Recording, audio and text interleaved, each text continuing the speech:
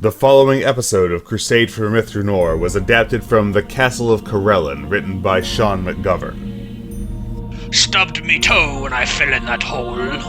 Massul calls up from the pit trap he'd discovered on behalf of the party.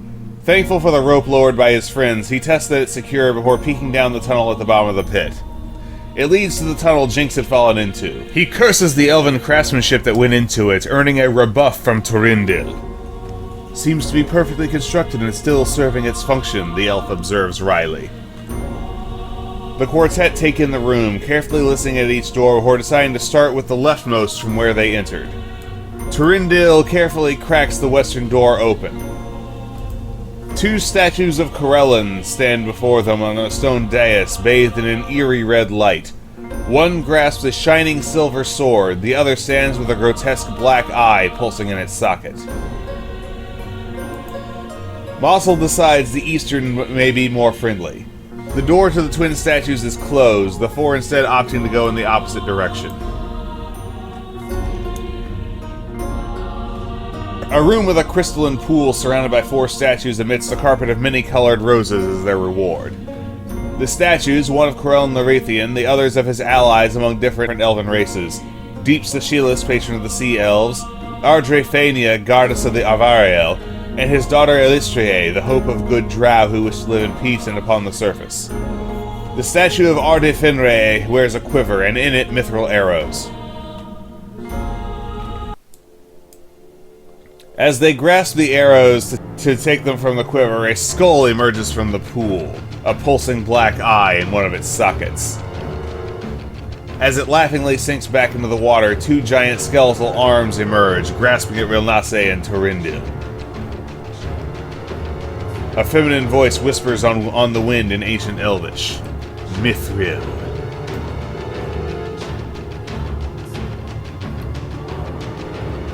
Túrendil attempts to break free of the bony grasp of the monster in vain. Fearful this abomination will succeed in drowning his allies, Massul gets to work attacking the skeletal arms. A solid hammer blow crushes the appendage restraining Túrendil, while Jynx's daggers and Rilnasse's quarterstaff fail to find their mark on the other. The skull in the pool laughs, its eye pulsing as it grasps at the ranger unsuccessfully. Túrendil calls on the blessing of Corellon, hurling a chakram at the skull in the pool without effect. Massul swings his hammer wide at the remaining arm, and Ellen Peelin, along with Rilyanasse, finish the monstrous limb that attempted to drag them into the pool. Sling bullets and other attempts at damaging the skull's pulsing black eye fall short over the next couple of rounds as more arms begin to appear from the bottom of the pool. Túrendil hands the precious mithril arrows over to Rilyanasse, who takes a moment to line up the shot before piercing the eye. The room returns to peace as the four take a second to smell the roses, discovering that doing so has infused them with boons from the Seldarine.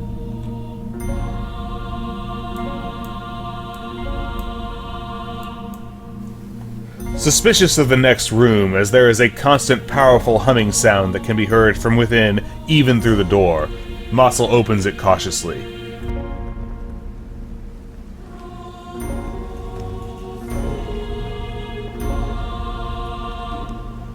Inside, they find an old mage's laboratory, stocked with empty vials and beakers, implements of measure, and a well-stocked writing desk.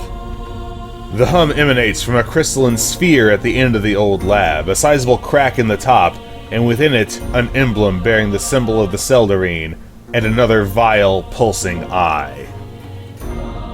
Unsure how to proceed, the ranger offers the 10-foot pole they'd acquired from the good people of Barrowmist. Túrendil gives the sphere a good poke from a safe distance, while Jynx begins filling their already bulging pack with empty vials and tools from the mage's lab. Massul stands with his hammer ready between the elf and the sphere, while Rilyanasse waits in the doorway, bow in hand. Upon being poked, the sphere begins to spin ever so much more quickly. Dissatisfied, he asks Jynx to check the thing for traps, as it's definitely magical and he is fairly certain it's primed with evocation energy.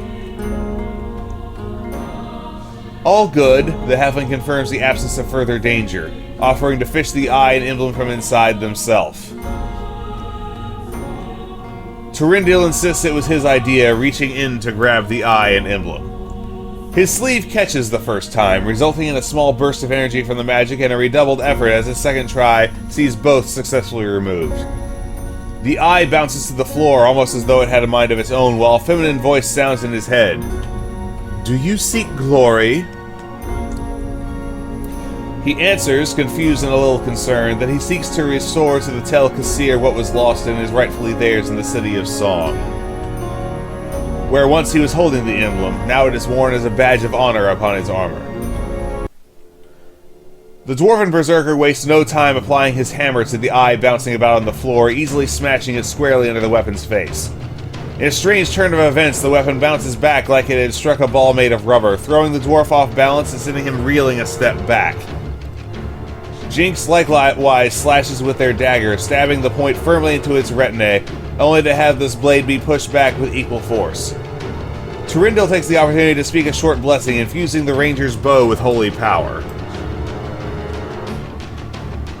Rilyanasse prepares to let loose another mithril arrow. Concerned that it might rebound into one of her companions, she calls out, "Get clear. I will take the shot." A few seconds later, she draws back, focusing her aim and lets loose. The eye is pierced with a mithril arrow, melting both away into a disgusting black puddle. With nothing left to seek in this near-empty room, the four turn back. Confident in their success and armed with one last arrow, the four return to the twin statues. Rilyanasse stations herself in the door once more, Ellen peeling behind her, while the three remaining members cautiously investigate the room. Confident in the blessing of his deity, Túrendil infuses his sword with the sacred light of Corellon and strikes at the eye of the statue, landing a solid blow to no effect. The statue comes to life, taking on the appearance of the blood moon witch Luthic, goddess of the Orc pantheon and wife to Grunch. Already prepared for a fight, the four spring into action, Jynx leaping in to land a strategic blow into one of the statue's joints with their eager dagger. Massul takes a wide swing with his hammer, failing to connect, and Túrendil apologizes to the statue of the Corellon beside him, as he borrows a mithril sword in his grasp, his swing failing to connect with the Blood Moon Witch's red eye. The statue pounds on Túrendil with a stony blow, a cascade of red light showering the four of them. All but the dwarf begin a painful transformation as their lower jaws extend, canines jutting up into tusks and their ears changing to a less elven and halfling point. Rilyanasse, disgusted and infuriated at the thought of being forced to transform into an orc, lets the last mithril arrow fly, barely connecting the statue's black eye and returning it to stand serenely upon the plinth in the center of the room. The red light gives way to the same blue calm as the rest of the ruin, and the wind seems to whisper the same prayer to Corellon as was written on the doors to the dungeon. The emblem that had jumped onto Túrendil's armor in the arcane laboratory and stayed mostly silent until now speaks into his mind, a stern female voice. The litany, pray to Corellon. Suspicious but trusting of his deity, the warpriest gathers his allies around and leads them in prayer. O Corellon of Arvindor. Rilyanasse joins in, remembering the words easily. Massul follows along with some hesitation. Jynx watches the impromptu mass with amusement, but by the end of their prayers, whatever affliction the Blood Moon Witch had wrought upon them had been cured. A quick search of the room turns up a crystal key with an elven rune inscribed upon it someone had dropped in the grass, found by the ranger. Rilyanasse speaks the rune aloud, and the key produces a thin beam of blue-white light. Confirming it has no function within the room, the party focuses their attention to the western door, listening for clues on what lies on the other side. Túrendil takes a moment to examine the sword. Ancient elven writing is faintly etched into the blade. Nephilium. A name.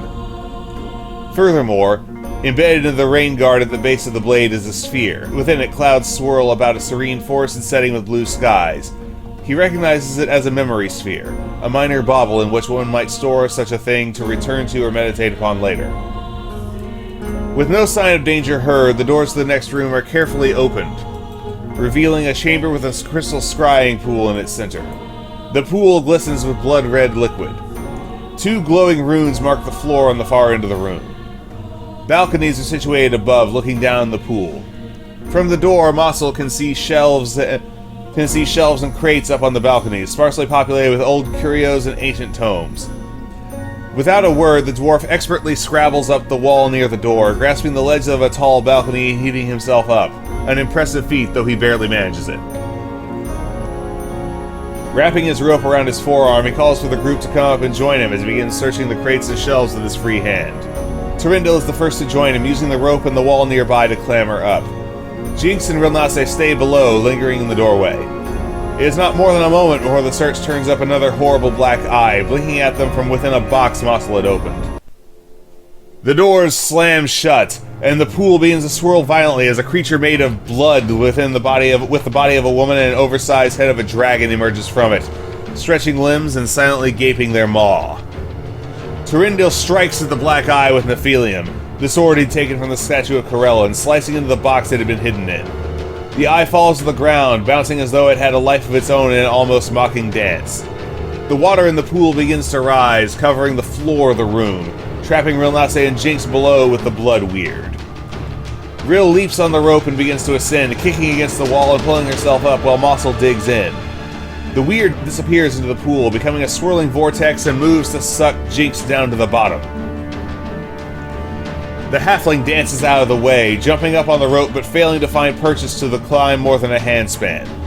With the two now dangling above the vortex of blood, Massul grabs with both hands holding on dearly as he pulls back against the weight. Elven glides easily up to a balcony resting on a bookshelf. Túrendil stabs furiously at the black eye as it further evades the blows of the elf's blade.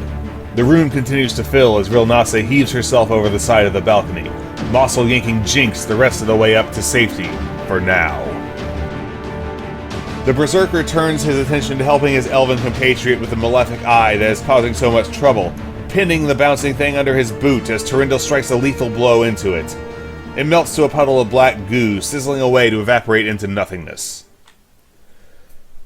Congratulating themselves on a job well done as the water becomes clean and clear in the pool below, receding to its proper level, the four give the rest of the room a thorough search and decide to take a handful of trinkets for themselves.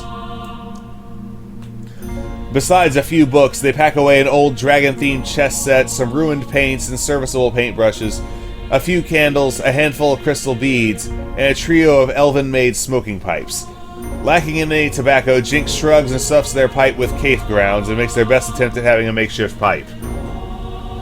The halfling is left coughing as the elves leave the stink of the room with a scowl at the stench and the thought of wasting valuable coffee like ground beans. Massul waits in the doorway to remark good-naturedly, "You're a funny little one." Thus concludes the second episode of Crusade for Myth Drannor. There is much more of the adventure still to come. Please like, share, and subscribe, and we'll see you for the rest of the adventure.